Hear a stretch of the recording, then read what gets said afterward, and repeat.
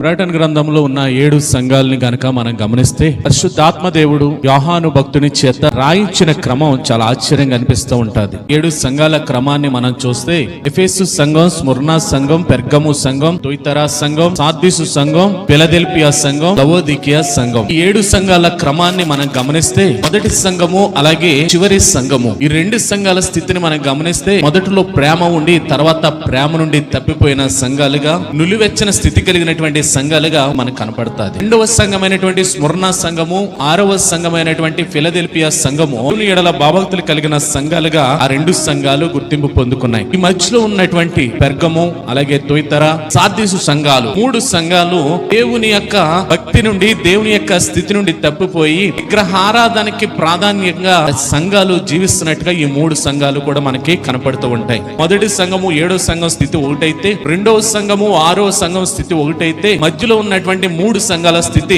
ఒక విధంగా కనపడుతుంటది.